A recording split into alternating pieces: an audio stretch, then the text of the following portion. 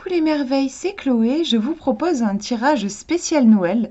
Donc j'ai pris avec moi des cartes du Story World, donc sur le thème de Noël, et l'oracle enchanteur d'Émilie de Dieu. Donc c'est pas un tirage que j'ai fait pour répondre à une question en particulier, mais plus pour vous donner un message en cette période particulière. Donc j'aime bien penser que c'est l'esprit de Noël qui va vous donner une guidance en ce moment particulier. Alors bien sûr, vous pouvez regarder cette vidéo quand vous voulez, vous n'êtes pas obligé de la regarder le jour de Noël. En tout cas, c'est vraiment cet esprit-là qui va être dans les cartes. Donc, je vous laisse choisir le petit tas de cartes qui vous attire le plus. Premier tirage ici, deuxième au milieu et troisième là. Je vous laisse faire votre choix. Et on va découvrir ensemble chaque carte, enfin chaque petit tas de cartes. Alors, on va commencer par le Story World, première carte du premier tirage. Alors, je vous fais une mise au point. C'est vraiment de très belles cartes. Elles sont grandes, donc ça permet vraiment de se plonger dans l'illustration comme un livre avec des images. On a une petite fille qui est sur son lit et on dirait que les objets sont en train de prendre vie. J'imagine qu'elle s'en aperçoit. On dirait qu'elle regarde justement au pied de son lit et on voit les jouets qui sont en train de s'animer. On a le placard. Alors moi, cette carte me fait toujours un peu peur. J'ai gardé un truc de mon enfance où j'ai peur des placards la nuit. Et je trouve en plus que, je sais pas, il y a un truc gris. On pourrait pas penser que c'est un esprit, un fantôme. Il y a quelque chose qui est flippant, en fait, moi, personnellement, je trouve, dans ce placard. Mais la petite fille n'y fait pas du tout attention et elle regarde plutôt la magie. Pour moi, c'est un message... en conseil, en fait, on vous dit, plutôt que de vous intéresser, d'observer ce qui vous fait peur, concentrez-vous sur ce qui vous fait du bien. En gros, c'est le principe de la pensée positive. Plutôt que de vous concentrer sur les emmerdes, les trucs qui vous embêtent dans la vie, les choses difficiles, remerciez, parce qu'il y a toujours au moins une raison de remercier. Il y a plein de choses... qu'on a la chance d'avoir et on ne s'en rend pas compte. On est souvent focalisé sur les choses qui nous manquent, qui nous plaisent pas, ce genre de trucs. Donc là, on vous dit de vous concentrer sur la magie, sur les petites choses aussi. Je trouve que ce sont de petits jouets, fallait les voir, quoi. Alors que le truc dans le placard a l'air assez grand. Donc elle est concentrée sur les petites choses magiques qui lui font du bien, cette petite fille. Donc je pense que c'est le message. On va regarder la deuxième carte, donc qui est issue de l'oracle enchanteur, pour avoir plus d'informations. Et on a le chapelier fou, tout droit sorti d'Alice au Pays des Merveilles, qui est en train de se servir une tasse de thé, mais à sa manière, c'est-à-dire qu'il met le thé complètement à côté. On a ce côté assez loufoque. Je ne vais pas me baser sur les mots-clés, mais plus sur mon intuition et sur l'interprétation que j'ai fait de la première carte. On a un côté, oui, un peu décalé, loufoque. C'est vrai qu'un esprit adulte ici aurait tendance peut-être à dire elle ferait mieux de s'inquiéter de ce qui se trouve dans son placard plutôt que de s'intéresser à des petits jouets magiques. Et pourtant, je pense que ce serait une grave erreur parce que se concentrer sur peut-être ce fantôme ou ce truc qui fait peur dans l'armoire, je pense que ça pourrait finalement que amplifier le problème. Peut-être que le fantôme, il est pas méchant. Peut-être qu'il est juste curieux, qu'il est en train d'observer. Par contre, si la petite fille se mettait face à ce fantôme et qu'elle voulait l'affronter, peut-être que là, il pourrait devenir méchant, mais juste pour se protéger, par peur lui aussi. En fait, des fois, en voulant arranger les choses, on les aggrave encore plus. Mais je trouve qu'en tant qu'adulte, souvent, on a cette attitude assez négative en fait, c'est irresponsable de s'amuser alors que t'as tel problème à régler, ce genre de discours là en fait. Donc je pense que le chapelier, il serait sûrement de cet avis-là, plutôt que de se concentrer sur ce qui va pas, regarder les petites choses positives et magiques. On a l'aspect magique qui revient pour moi avec le chapelier fou. C'est pas un personnage logique du tout. Il a je pense qu'il est beaucoup plus basé sur l'instinct. Pour quelqu'un qui est très logique et cartésien, justement, le chapelier est complètement taré, il est complètement fou. Mais je pense que d'un autre point de vue, il n'est pas si fou que ça, en fait. C'est une autre logique. Donc on vous demande, je pense, si vous avez choisi ce tirage, de changer de logique et d'oser aborder la vie avec un regard peut-être plus innocent, plus enfantin et presque un peu rieur aussi, hein. Le Chapelier Fou vient apporter un côté léger, je trouve, dédramatisé en fait. Prenez-vous un peu moins au sérieux. Pour moi, c'est le message de ce tirage. On va regarder le deuxième maintenant. Première carte, donc issue du Story World. On a 3 enfants. Alors, il y en a un qui est beaucoup plus grand, mais oui, je dirais quand même que c'est des enfants qui sont en train de jouer. Donc, on a 3 âges différents. On a une toute petite fille, une fille un petit peu plus grande et un personnage encore plus grand. Ils sont en train de faire une ronde et de s'amuser dans la neige. On voit un bout de traîneau avec un petit lutin qui les regarde. Il y a vraiment une ambiance très festive, on s'amuse, et puis de connexion, on se tient la main. Il y a toujours, moi j'ai toujours ressenti quelque chose de fort quand je tenais la main de quelqu'un, comme s'il y avait ici, là, au centre de la main, quelque chose qui, je sais pas, comme s'il y avait des échanges énergétiques à ce niveau-là. Je trouve quelque chose de fort.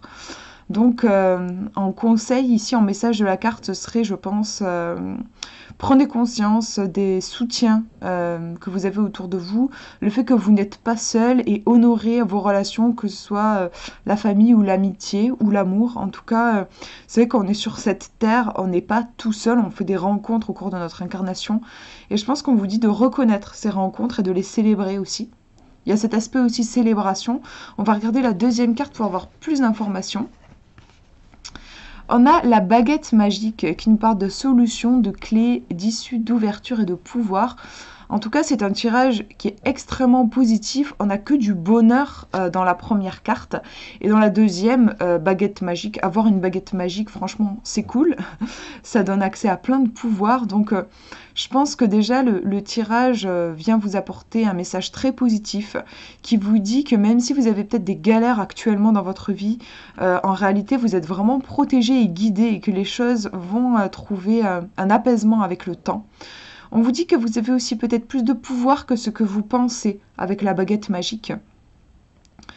Qu'est-ce que je peux vous dire d'autre? Si on regarde les 2 cartes ensemble, hop. Il y a cet aspect, hein, croyez en la magie avec la baguette magique. Et puis là, ces personnages qui s'amusent. C'est vrai que malheureusement, on voit rarement des adultes faire ça. C'est souvent des enfants qui vont comme ça juste célébrer. Célébrer quoi? Je sais pas. Peut-être qu'ils célèbrent la neige, l'hiver, le Noël. En tout cas, je pense qu'un adulte face à ça, bon, bah, il serait peut-être un peu content et encore, et il passerait sur ça. Là, les enfants célèbrent, ils créent presque une sorte de rituel. D'ailleurs, j'en ai pas parlé, des couronnes de houx, j'ai l'impression. Oui, c'est ça. Sur la tête, autour de la taille, il y a un rituel, une célébration. Donc je pense qu'avec la baguette magique, on vous demande peut-être d'apporter dans votre vie un petit peu plus de magie, de rituels magiques. Sans faire de rituels si c'est pas votre truc, vous n'êtes pas obligé de faire des rituels. Mais quand vous ressentez un petit bonheur, de ne pas le laisser filer et vraiment l'amplifier en le célébrant. Célébrer et remercier, je vais y arriver. Je vois vraiment un côté comme ça. En tout cas, c'est un tirage plein de joie et d'enthousiasme, en fait. Si vous vous sentez un peu à plat, c'est aussi un tirage pour vous dire de vous concentrer sur ce qui vous fait plaisir, sur ce qui vous fait kiffer la vie, et de célébrer, d'être un petit peu... de connecter à ce côté enfant intérieur enjoué, quoi, qui s'amuse aussi, je trouve. Voilà pour ce tirage. Je vous montre le dernier maintenant. Première carte. Donc elle est issue du Story World. Bah là, on a carrément le Père Noël avec tous les cadeaux. Et on voit des... C'est original, des enfants, j'ai l'impression... Ah non, j'allais dire des enfants, mais non, c'est des lutins. Parce qu'ils ont des petits bonnets. Donc ce sont des lutins. J'allais dire c'est original, des enfants qui aident le Père Noël. Mais non, ce sont ces petits lutins qui l'aident à charger le traîneau. Et le Père Noël... pour le coup, il bosse pas. Je pense qu'il a sûrement, j'allais dire, bossé à faire les cadeaux. Non, parce que c'est les lutins qui font les cadeaux. Mais bon, il va bosser en passant de maison en maison, de cheminée en cheminée, en risquant de se faire cramer les fesses. Voilà, ça va être son boulot. Les lutins, eux, ils ont fait les cadeaux, ils les chargent, mais ensuite va venir le boulot du Père Noël. Je trouve qu'il y a ce côté, au niveau du message, chacun son rôle. Là, le Père Noël ne se fatigue pas à monter les cadeaux dans le traîneau, parce qu'il sait que c'est pas son job, que lui, son job, bah, il va devoir le faire là toute cette nuit, ça va être un sacré travail. Donc, bah, il se repose et il laisse faire les lutins. Et les lutins bah, pourront se reposer quand le Père Noël travaillera. Vous voyez, je trouve qu'il y a ce côté chacun son rôle et accepter ça sans vouloir en faire trop. Parce que je pense que si le Père Noël faisait absolument tout, qu'il fabriquait les cadeaux, qu'il les chargeait et qu'il faisait sa fameuse nuit, bah peut-être qu'il craquerait, que ça ferait un peu trop, quoi. Donc il y a ce côté, ne pas se surmener et accepter aussi de demander de l'aide si on en a besoin. Moi, je le ressens comme ça. On va regarder la deuxième carte pour avoir plus d'informations. Donc là, c'est issu de l'oracle enchanteur d'Émilie de Dieu. On a la carte de la bête. On nous parle d'ombre, de nuit, de ténèbres, de mystère, d'obscurité. Non. Alors, je ne vais pas particulièrement me baser sur les mots, mais plutôt sur la carte, ce que ça me fait ressentir. On a une bête, hein, c'est la bête, c'est intéressant je trouve par rapport à ce que j'ai dit avant. En effet, j'ai l'impression que le message de ce tirage, c'est qu'il y a peut-être en effet une ombre qui vous guette, dans le sens peut-être, oui, une tendance qui pourrait vous porter préjudice, dans le sens, par exemple, une tendance à trop vous en demander, et du coup vous risquez de vous fatiguer, peut-être de tomber malade ou de perdre patience et de vous énerver parce que vous n'avez pas su respecter vos limites. En fait, il y a un respect des limites, je pense. Enfin, moi, je le ressens comme ça. Ça peut être autre chose après, ça peut être une autre tendance. On en a plein de petites tendances qui sont autodestructrices sans même qu'on s'en rende compte. La bête, je pense ici, elle vient apporter, oui, cet aspect ombre, dans le sens un peu de la définition de Jung, c'est-à-dire cet aspect de notre personnalité qu'on a du mal à assumer, et l'ombre peut aussi faire référence à cette part de nous qui peut avoir tendance à nous auto-saboter aussi. Donc là, ça me fait penser à ça. Si c'était un conseil, la bête, il y a aussi le côté, je pense que elle se laisserait pas marcher dessus. Ne vous laissez pas marcher dessus. Je vais insister, mais c'est vrai que c'est mon ressenti du début. Ne vous laissez pas exploiter. Il y a un truc comme ça. Respectez vos limites. La bête, je pense que clairement, si on lui demande quelque chose qu'elle ne se sent pas apte, capable, ou qu'elle est trop fatiguée pour le faire, elle rugira un bon coup et elle le dira.